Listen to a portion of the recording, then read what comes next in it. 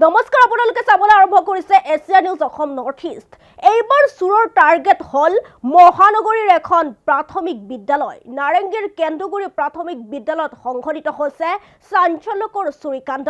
বিদ্যালয়ৰ শ্ৰেণীকোঠাৰ দুৱাৰ ভাঙি চুৰে লুটি নিলে বিভিন্ন মূল্যৱান সামগ্ৰী।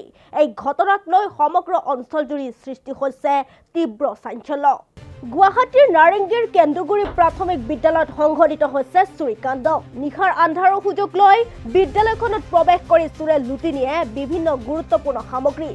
জানিব পৰা অনুসৰি চুৰে বিদ্যালয়ৰ শ্ৰেণীকোঠাৰ ভিতৰত দুৱাৰ ভাঙি প্ৰৱেশ কৰে আৰু ইয়াৰ পিছতে বিদ্যালয়খনৰ বিভিন্ন মূল্যৱান সামগ্ৰীৰ লগতে ফেন, ব্লেকবোৰ্ড আৰু অন্যান্য গুৰুত্বপূৰ্ণ সামগ্ৰী চুৰি কৰি লৈ যায়। পুৱাৰ ভাগত বিদ্যালয়ত উপস্থিত হৈ শিক্ষক কৰ্মচাৰীয়ে চুৰিকাণ্ডৰ বিষয়ে অৱগত হয় আৰু ঘটনাৰ পিছতে বিদ্যালয়খনত সৃষ্টি হয় হাহাকাৰ পৰিস্থিতিৰ।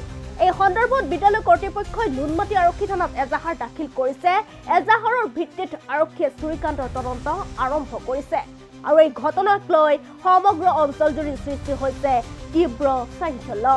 আমাৰ এখন কেন্দুগুৰি প্ৰাথমিক বিদ্যালয় নাৰেংগীত অৱস্থিত।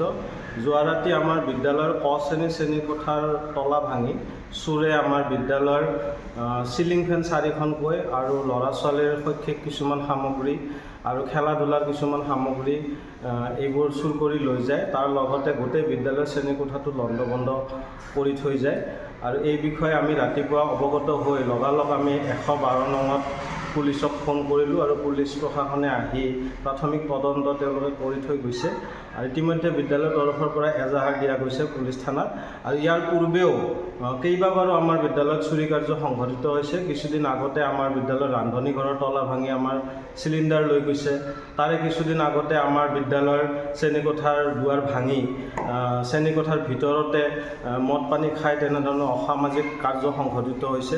আমি বাৰম্বাৰ পুলিচ প্ৰশাসনক অৱগত কৰিছোঁ আৰু আজি যিটো ঘটনা হ'ল এই ঘটনা যাতে পুনৰাই নঘটে তাৰ বাবে আমি এই দুষ্কাৰ্য সংঘটিত কৰা দুষ্কৃতিকাৰীক আটক কৰি শাস্তি প্ৰদানৰ দাবী জনাইছোঁ। লগতে আমাৰ বিদ্যালয়ৰ যাতে পৰিৱেশটো সুৰক্ষিত হৈ থাকে তাৰ বাবে পুলিচ প্ৰশাসনৰ তৰফৰ পৰা অধিক পেট্ৰলিঙৰ ব্যৱস্থা বা আমাৰ সুৰক্ষাৰ দিশটো নিশ্চিত কৰিবৰ কাৰণে আমি অনুৰোধ জনাইছোঁ।